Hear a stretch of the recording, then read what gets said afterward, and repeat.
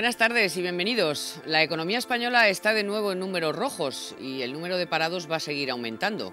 Lo dicen todos los expertos, incluido el Servicio de Estudios del Banco de España. La verdad es que la situación es dramática y el nuevo gobierno va a tener que hacer frente a ella desde el minuto 1. Ya queda menos para que Rajoy tome posesión, ya se han abierto incluso las Cortes y bueno, pues ya queda poco para que pueda tomar decisiones fundamentales para darle la vuelta a esta situación. Las reuniones mantenidas con los líderes europeos, bueno, pues van dando frutos, lentamente, pero van dando frutos. Por ejemplo, en la subasta de letras, pues bueno, ha habido que pagar algo menos. La prima de riesgo, pues también se ha relajado un poquito. No así los mercados, que van y vienen, pero bueno, eso es lógico en la renta variable. La verdad es que los nubarrones sobre la crisis de deuda de la zona euro, pues no se han despejado del todo. Pero, bueno, se han dado pasos, al menos para el medio y largo plazo. Vamos a analizar lo acordado este fin de semana en Bruselas y lo que puede sacar España a cambio de las reformas y la austeridad pregonada por Rajoy, Urbi et Orbi. Antes, vamos con algunas cifras de la semana.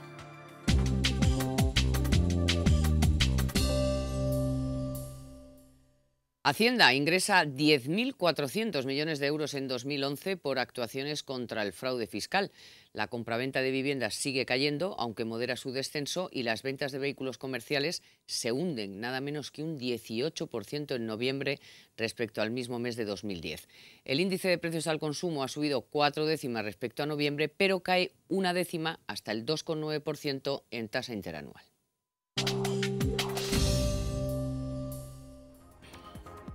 La agencia tributaria ha recaudado 10.400 millones de euros en 2011 por actuaciones de prevención y lucha contra el fraude fiscal, lo que supone un incremento del 3,6% respecto al año anterior. Según datos del Gobierno, desde 2005 se han recuperado 55.800 millones de euros, fruto de la lucha contra el fraude. Del total recaudado en 2011, la mayor parte, más del 70%, proceden del IVA y del impuesto de sociedades. La compraventa de viviendas modera su caída en octubre hasta el 18% y marca su cifra más baja desde 2007. No obstante, con este retroceso de noviembre, la compraventa de viviendas suma ya 8 meses consecutivos de caídas interanuales. Pese a la rebaja del IVA del 8 al 4%, las cifras de operaciones contabilizadas en octubre es la menor del histórico del INE, que comenzó en 2007. Según TINSA, el precio de la vivienda ha caído un 25% desde el inicio de la crisis. Las ventas de vehículos comerciales se hunden un 18% respecto a noviembre de 2010. En los 11 primeros meses del año, las ventas de este tipo de vehículos se reducen casi un 10% en comparación con el mismo periodo del año pasado. Las asociaciones de fabricantes y vendedores atribuyen esta caída a la falta de crédito y al paro.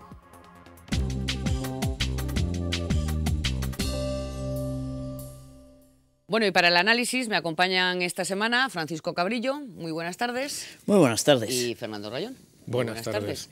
Y bueno, pues con ellos vamos a debatir sobre todo, bueno, lo más importante. Ya ha empezado la legislatura. Es verdad que no me pregunten por qué el viernes todavía hay un Consejo de Ministros. Suponemos que si es como los anteriores, pues es para seguir dando subvenciones a diestra y siniestra, porque si ustedes cogen el BOE de cada sábado, domingo o lunes siguiente al Consejo de Ministros de Zapatero, pues unas veces 14 páginas, otras veces 8, es igual, y venga subvenciones a amigos para hacer estudios de no sé qué, todo relacionado con la memoria histórica y otras zarandajas. Bueno, total, que el viernes todavía hay Consejo de Ministros y ya será la semana que viene cuando sea el debate de investidura, en el que se supone que Mariano Rajoy pues vaya a darnos las líneas maestras de su plan de acción de gobierno y ya habrá ministros y ya habrá un plan. De momento, Rajoy, esto es lo que nos ha dicho sobre, bueno, pues cómo va a ir, en su opinión, la legislatura.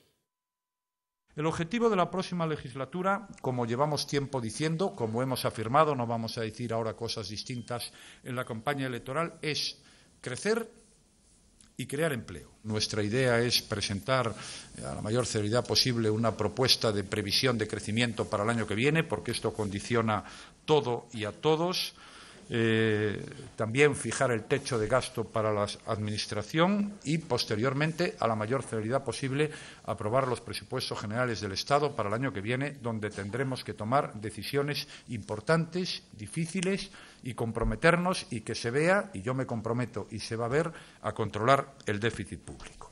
A partir de ahora, los retos que tenemos por delante los conocéis, están muy claros, las cosas no van a ser fáciles, pero yo os digo como presidente del partido que estoy muy animado, muy equilibrado, que es muy importante, con muchas ganas y que sé perfectamente dónde estoy y a lo que me enfrento. Bueno, pues animado y con ganas, y ya queda menos, profesor Cabrillo, para ver qué nos presentan, ¿no? Porque ya no se puede perder ni un minuto. No, yo creo que el discurso de investidura de este año es seguramente el más importante desde que se restableció la democracia en España, porque nunca ha entrado un gobierno en una situación tan mala como la situación que se encuentra este gobierno, y además va a tener los ojos no ya de todo el país, sino de toda Europa, fijos en ver lo que dice. Entonces se juega mucho en ese discurso. Tiene la gran ventaja de que tiene una mayoría muy sólida en el Parlamento, con lo cual debe plantear un programa valiente, decidido y, como usted decía hace un momento, además, para empezar desde el primer momento. No hay muchas excusas, ¿no? O sea, hay que entrar a saco. No hay ninguna. Lo que pasa es que hay una cuestión que decía el profesor Cabrillo, que es la urgencia. Hemos venido diciendo las últimas semanas que todo esto se iba alargando, pero bueno, al final todos los plazos se cumplen y ya estamos en puertas de que haya un nuevo gobierno. Ha ido soltando el propio Rajoy en las últimas semanas, por ejemplo, un tema tan concreto como las fusiones bancarias que se tenían que producir y que era muy beneficioso para la economía, eso ha dicho él. Bueno, va diciendo cosas, va soltando cuestiones que seguramente las dice porque las tiene ya amarradas. Entrevistarse con Isidre Fainé en Génova pues ya fue un adelanto. Pero yo creo que hay otras cuestiones, y son las que se refieren al crecimiento, ese millón de empresas que decía Esteban González Pons que había que crear, que eso se tiene que instrumentalizar rápidamente, igual que el acuerdo laboral entre sindicatos patronal, para que si no presentan nada, inmediatamente se proponga algo. La urgencia me parece fundamental también para que nos respeten fuera de España. Bueno, precisamente también nos decía esto Rajoy sobre la reforma laboral, y después escucharemos al secretario general de UGT, que ya verán ustedes por dónde va, y ahora veremos si van a ayudar o no. Tenemos que hacer reformas para mejorar la competitividad de la economía y para crecer. Esto es clave. No vamos a crecer sin reformas. Y además el control del déficit público en los primeros momentos no va a producir efectos positivos, como todo el mundo sabe, sobre el crecimiento económico. Eso puede ocurrir al contrario. Tenemos que hacer reformas. No basta solo la austeridad, ni la austeridad lo resuelve todo. La primera y la más importante, y la que tenemos que abordar en los comienzos de la legislatura, es la reforma laboral. Cada vez que se insiste en que el problema del paro en nuestro país tiene relación con las normas laborales, pues tenemos que salir al paso. Porque, claro, se genera ante la opinión pública una expectativa falsa. Que es decir, oiga, aquí el problema es que no se cambia el Estatuto de los Trabajadores. Si se cambiara el Estatuto de los Trabajadores, tendríamos empleo. Es que eso no es así. Explíquenos, profesor Cabrillo, la relación entre la reforma del mercado laboral y el desempleo. Bueno, es fundamental. Vamos a ver, decía este señor que defendiendo el Estatuto de los Trabajadores, yo creo que hay que ser sinceros, en este momento hace falta una reforma radical del Estatuto de los Trabajadores. Habría que haberla hecho hace mucho tiempo. El Estatuto de los Trabajadores, siempre, en mi opinión, siempre fue una norma defectuosa, mal hecho. Pero con el paso del tiempo se ha ido convirtiendo encima en una norma obsoleta y en una auténtica losa sobre el mercado de trabajo en España. Pero para crear empleo, ¿qué tenemos que tocar? Bueno, aparte del Estatuto de los Trabajadores, pero ¿por qué está relacionado? Vamos a ver, para crear empleo hay que tener dos cosas. Primeramente, un marco legal que permita crear empleo y que incentive crear empleo. Eso es lo que el Estatuto de los Trabajadores no permite. Y una vez que tengamos eso, naturalmente tenemos que tener una economía que funcione. Pero fíjese, aún con las malas perspectivas para el año que viene de crecimiento prácticamente cero, de recesión al menos en el primer semestre del año, yo estoy convencido de que si se produce una reforma radical, pero una reforma de verdad del Estatuto de los Trabajadores, habría muchas empresas que crearían empleo. No una gran cantidad de empleo, porque la mayor parte de las empresas tienen muchos problemas, pero sí habría muchas empresas que podrían crear empleo y hoy no lo están creando por esa losa que tienen encima. Y tú, después de oír a los sindicatos, no ya solo lo que ha dicho hoy, sino lo que vienen diciendo, ¿tú les ves como por la labor, o a uno más que a otro, o a ninguno, o van a ayudar, o hay que pasar de ellos olímpicamente? Hay un detalle después de la entrevista en Génova con Rajoy, tanto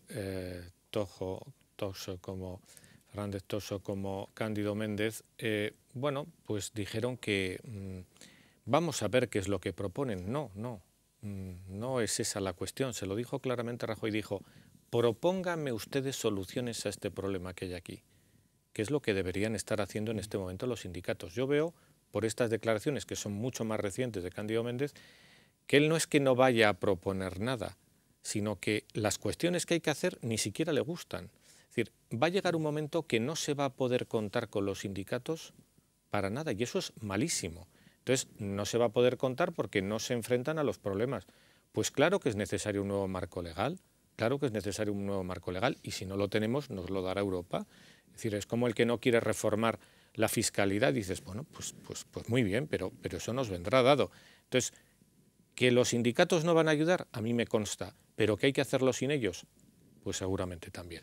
Bueno, y luego está el tema de que no hay reforma, vamos, que la reforma laboral es imprescindible, pero difícilmente puede funcionar al 100% si en paralelo no se reforma el sistema financiero y hay crédito, porque claro, si no hay crédito, pues va a ser muy difícil que cualquiera pueda acometer una inversión. Son dos cuestiones que tienen que distintas, pero en paralelo. Que hay que hacerlas. ¿Y eso cómo lo veis? Vamos a ver, el tema del crédito es complejo. Se debe a la situación del sistema financiero y se debe a las nuevas exigencias de capital, lo que se llama el core capital de los bancos, que les está obligando a hacer esto. Y habrá que ver lo que hace el sector público por una razón. Es que todavía el sistema bancario está absorbiendo una enorme cantidad de deuda pública. Si observamos el porcentaje de deuda nacional que tiene la banca en cada país, España está arriba. Afortunadamente los bancos españoles tienen poca deuda griega o italiana, pero tienen muchísima deuda española. Es decir, mientras hay escasez de fondos porque hay que capitalizar los bancos, lo que hay que evitar es que el Estado absorba esa parte de financiación. Es verdad que el Banco Central Europeo, vamos a ver cómo acaba el asunto, porque todo es ir para adelante y para atrás, al final puede acabar dando créditos a los bancos, aceptando como garantía o como colateral todo tipo de títulos, incluso la deuda española, con lo cual los bancos comprarían deuda del Estado y luego la descontarían en el Banco Central Europeo. Pero aquí tenemos unos bancos que efectivamente están cargados de deuda pública, pero están cargados de pisos, están cargados de suelo y de otra cosa muy importante y de la que se habla poco, a lo mejor porque no interesa a muchos, que es todas las refinanciaciones que se han ido haciendo y que se les sigue dando patadas para adelante a empresas, pues en fin, que todos conocemos del sector de inmobiliario y del ladrillo y los que pocos se atreven a citar. Por ejemplo, el caso de SACIR, que tiene que refinanciar ahora varios miles de millones de euros y por lo visto le van a dar otra patadita hacia adelante. Es decir, que eso también es una lacra. Ya, por eso cuando decía hace un momento que Rajoy dice taxativamente que se tienen que producir fusiones bancarias, lo dice porque la que acaba de producirse ahora, es decir, eso de que el Sabadell se coma a la CAM y entonces aparezcan, bueno, pues ese dinero expuesto que obviamente no se va a cobrar y que en algunos casos creo que son más de 30.000 millones de euros, ¿no? Entonces, bueno, la exposición al ladrillo es enorme en cualquier absorción. Entonces, el debate que se ha tenido hace unos días de si había que crear un banco malo, eso ahora mismo no tiene sentido. No, Montoro ha dicho, por ejemplo, que hay muchas fórmulas intermedias. Sí, por eso. Es que yo creo que las fórmulas van por otra vía y yo creo que el Banco Central Europeo efectivamente va a intervenir al final refinanciando una serie de bancos. Pero en el caso de las empresas tienen que saber que aquí no hay dinero y no tienen dinero ni las empresas ni los bancos ni los estados. Y hay que plantearse otras soluciones, hay que plantearse otra negociación con los bancos, porque ellos no pueden refinanciar, bueno, pues, tendrán que salir fuera. Ya ven las dudas que existen sobre este tema. ¿Quién no tiene ninguna duda? Zapatero. Escuchen cómo se va a financiar la reforma del sistema financiero, que él lo tiene, ahora que se va, lo tiene todo clarísimo, oiga. Que la reestructuración del sistema financiero español, bancos y cajas, no va a costar a los ciudadanos vía impuestos ningún recurso público. Se está haciendo todo con el Fondo de Garantía de los bancos, como se sabe, Fondo de Garantía de Depósitos, es el que está aportando a la reestructuración, y a los bancos que hemos tenido que avalar o que hemos tenido que hacer compra y recompra de activos. El dinero público de aval que ponemos, que es un respaldo, una garantía, no nos va a costar, al revés, les cobramos a los bancos. Debo afirmar y reafirmar, en la reestructuración del sistema financiero no estamos poniendo ni va a costar dinero al erario público. Bueno, pues ya lo ven, ahora que se va tiene todo clarísimo, incluso menos el pelo, que se lo ha oscurecido, y las cejas también, según apuntaba muy bien visto Cabrillo, y es verdad, fíjense ustedes en algún otro momento que es que ahora ya no pinta ni canas. Bueno, no pinta nada, pero tampoco canas. Bueno, vamos a, antes de hacer como siempre una breve pausa, a contarles lo que esta semana nos ofrece la Caixa, porque la Caixa nos descubre sus servicuentas. ¿Y qué son las servicuentas? Pues son un conjunto de servicios integrados en una única tarifa. Podrá elegir entre las 4 modalidades existentes, la que más se ajuste a sus necesidades. Podrá ahorrarse dinero, ya que el coste de las servicuentas es más económico que el coste de la suma de los servicios contratados individualmente. Gana comodidad, puesto que unifica todo en una cuenta y disminuye el cobro de las comisiones de cada operación. Y sobre todo, gana tranquilidad, debido a que conoce de antemano el importe de sus servicios bancarios. Ya saben, en todo caso, que para más información pueden acudir a cualquier oficina de la Caixa o visitar su página web www.lacaixa.es.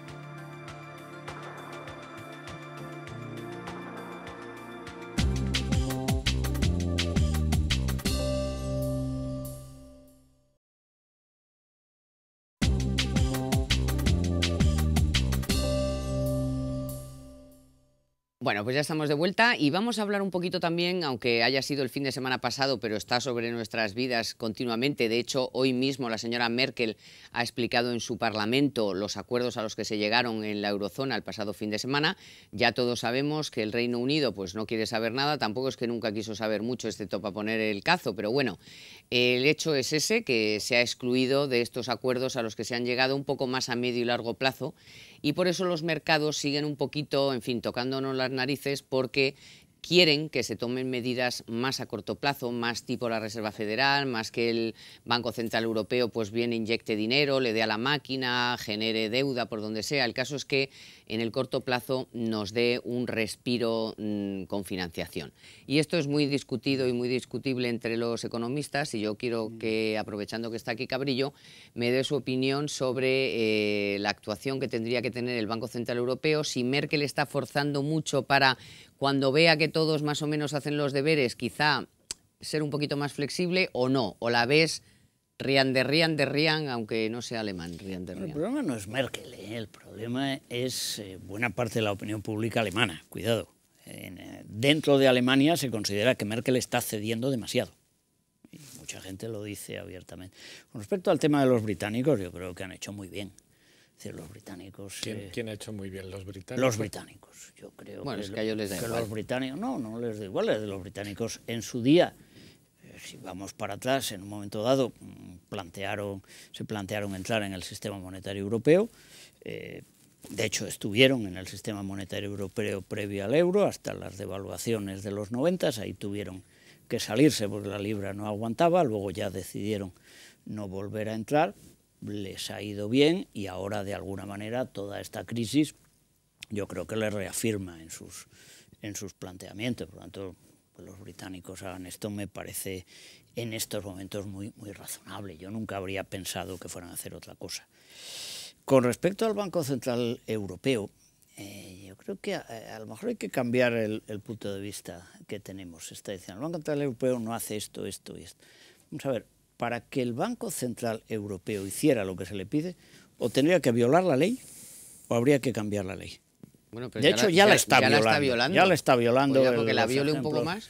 Sí, pero es que eso no es solución. Yo he oído a algún político alemán en una reunión europea bastante reciente que lo que este hombre planteaba es que Alemania, y cuando decía Alemania se refería a la gran mayoría de los ciudadanos alemanes y de las instituciones alemanas, este era un hombre además de la Asociación de Economistas Alemanes, dice, cuando Alemania entró en el euro, entró en unas condiciones.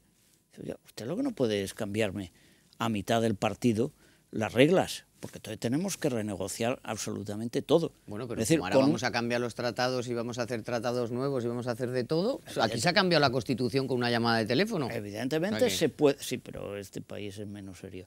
Evidentemente se puede cambiar, se puede hacer del Banco Central Europeo un prestamista en última instancia, o se puede hacer que el Banco Central Europeo haga como la Reserva Federal, bueno, pero o como el Banco de Inglaterra y se dedique a aumentar activos. Vamos a dejar al margen si viola o no viola la ley, porque ya la está violando haciendo otras cosas. ¿Tú crees que tú le darías a la máquina de hacer billetes o no? No. De ninguna manera. No, yo creo. Porque hay otros economistas que dicen que sí. Bueno, los americanos. No, y aquí en España. Los americanos lo están haciendo, no están realmente... ¿Teniendo resultados? No están teniendo resultados, y en un país mucho más homogéneo. Yo creo que aquí habría que ir, lo he dicho muchas veces, habría que plantearse la salida de Grecia del euro directamente, porque la situación, fíjense, el caso de Grecia, ¿cuántos meses llevamos hablando de esto? 2 años. O 2 años sin que Con se Grecia, diga 2 años. Absolutamente nada. Creo que habría que tomar una serie de medidas estrictas. Para mí la salida de Grecia del euro sería muy positiva, a diferencia de lo que dice mucha gente. Sería muy positiva porque sería un ejemplo para los demás. Es decir, ya no hay más Grecias ni nada, cuidado, el que haga esto se va. Que el que no cumpla Nosotros que no somos catedráticos, que somos periodistas y nada más que cogemos de aquí y de allá, tú sabes que hay economistas que piensan que hay que darle a la máquina, que aunque sea a corto plazo, que esto hay que salvarlo con dinero, que el helicóptero que lo tire y que haga lo que sea. Sí, pero esa es la gente que argumenta siempre que lo que hay que hacer es consumir para que la economía crezca.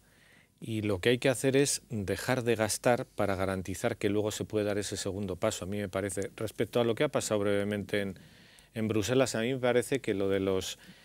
Hombre, el otro día discutíamos con Pepe Raga, o discutía yo, él decía que no es posible una unificación fiscal, que cada país tiene que tener soberanía. Yo creo que dada la coyuntura, si no hay una unidad fiscal también, para dar una cobertura, un marco legal para cualquier tema, es decir, para el tema de las empresas, para el tema de los trabajadores que puedan moverse, no se hace nada.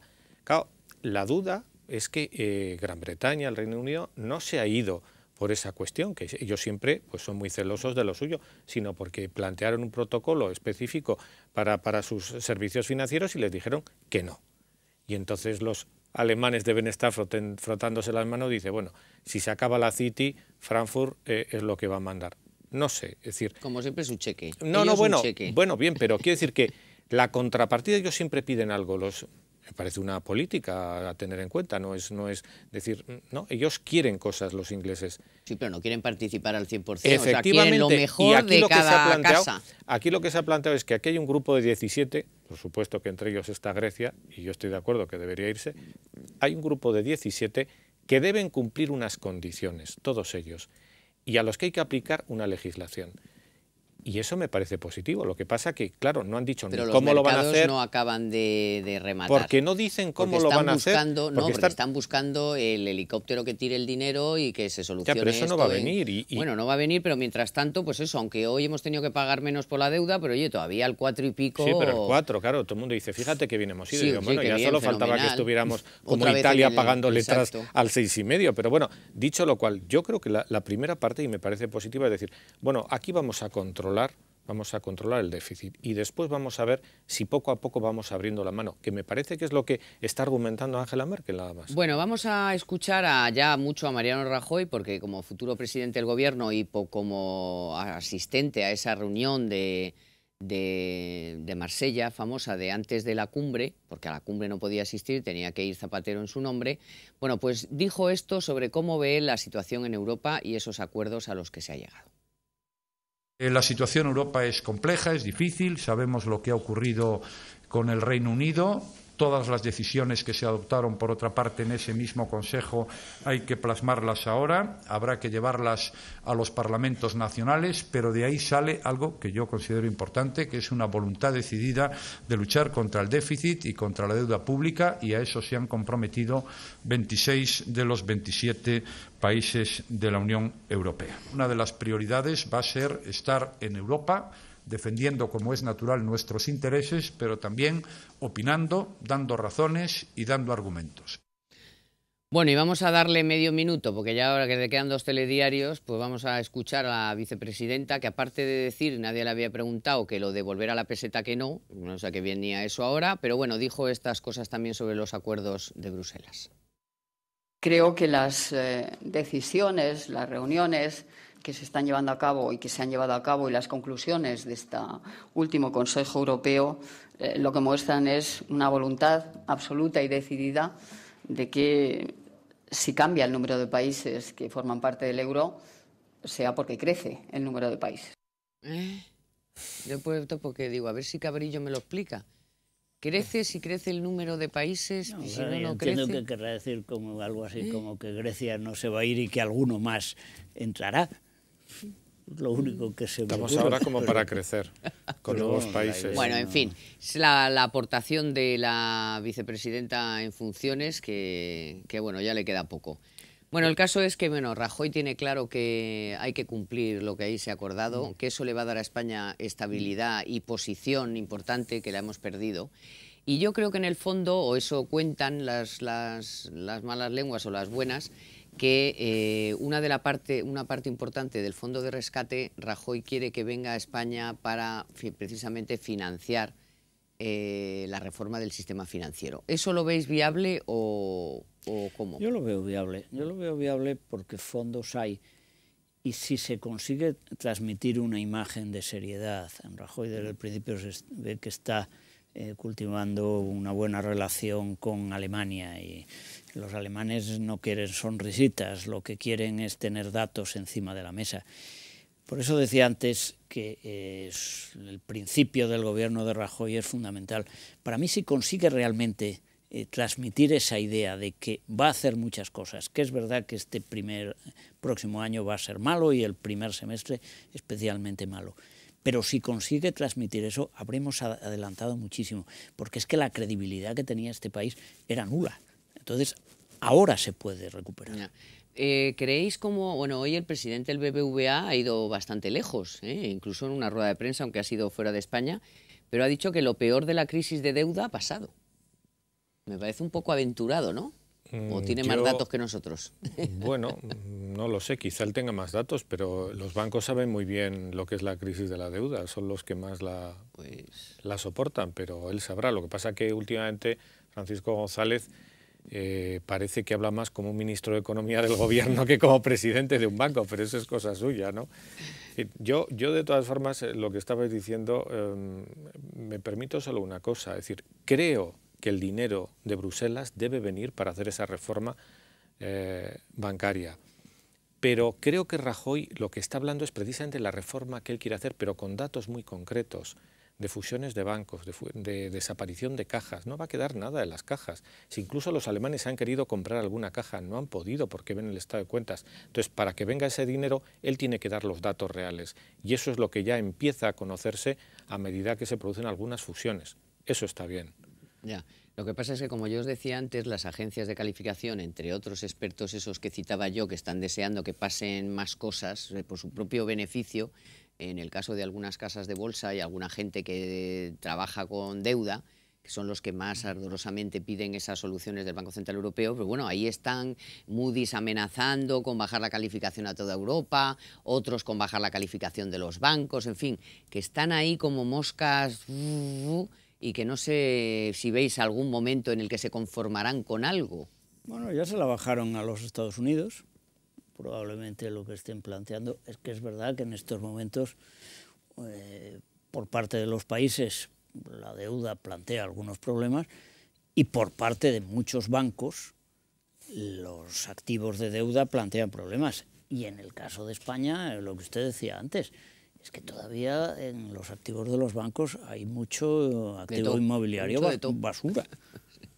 Y eso, curiosamente, con el tiempo que ha pasado, eso no lo tenemos claro todavía en absoluto. Se ha seguido echando la pelota para adelante. Sí, sí, no, y las refinanciaciones que yo y te digo dinero de sin los conocer. Afires y compañía, pues eso No, otra pero y pelota dándoles que dinero sigue sin ahí. exigir nada a cambio. Es decir, es que aquí, claro, cuando oíamos a Zapatero que hablaba del dinero público, yo creo que tienen un lío importante con lo que es dinero público en el gobierno, pero ya viene de lejos. Pero bueno, no se dan cuenta de que era la ocasión para haber pedido, para haber exigido.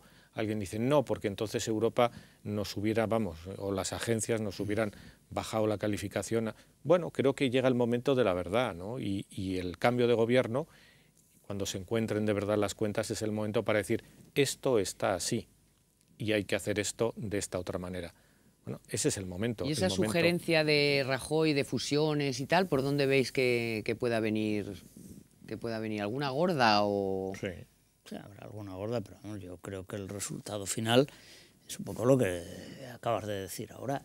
Es que van a quedar muy poquitas cajas, van a quedar fusionados. Es más, probablemente viendo lo que va a quedar, lo que tendríamos que habernos planteado hace un tiempo era decir, mire usted, vamos a cambiar absolutamente el sistema de las cajas. Porque toda esta idea de no, vamos a mantener las cajas, pero va a haber menos y las arreglamos, va a ir viendo cada vez menos y cada vez funcionando más como bancos. A lo mejor lo que hay que replantearse es el cambio. Es el 50% del sistema financiero y algunas, en vez de reflotarlas, pues haberlas cerrado. Porque, por ejemplo, de Caja Castilla-La Mancha han pasado meses y meses y no sabemos nada. Pero fíjese, antes cuando decíamos de las agencias y de no destapar y de no decir cosas, ahora que menciona Castilla-La Mancha, hemos oído al anterior presidente de Castilla-La Mancha criticar a la presidenta actual por haber sacado las cuentas. Es decir, claro, como saca las cuentas, dice, los otros se enteran y nos rebajan el rating. Mire usted, eso es. ¿claro?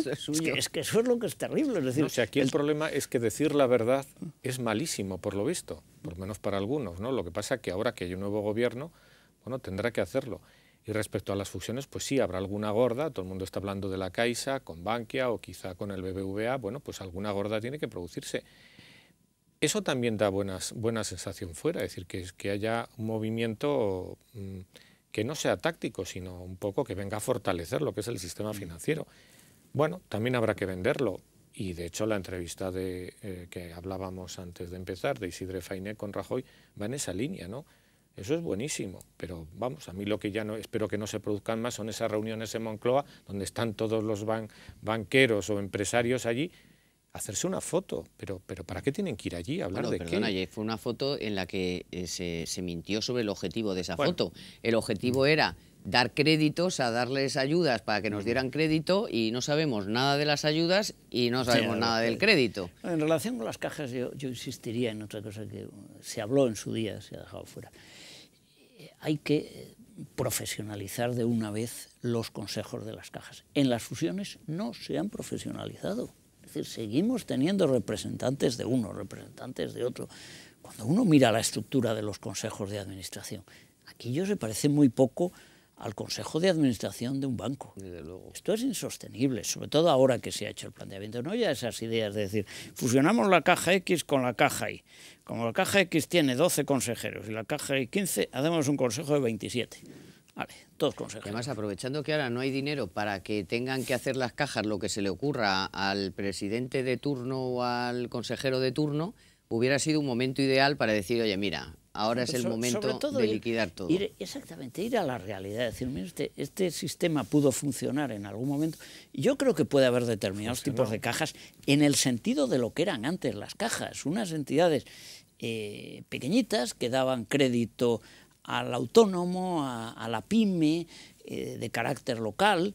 Es decir, ese tipo de instituciones puede funcionar. Sí, la caja rural y tal. Pero se llegó a una situación que era absurda. Y no olvidemos que Rajoy tiene una responsabilidad o tiene una, no sé, la suerte, vamos a decir, de que las comunidades autónomas, que nombran muchísimos consejeros en las cajas, son todas o casi todas del PP, entonces ahí puede meter mano y acabar con eso, porque no debería encontrar resistencia, debería encontrar apoyo para limpiar.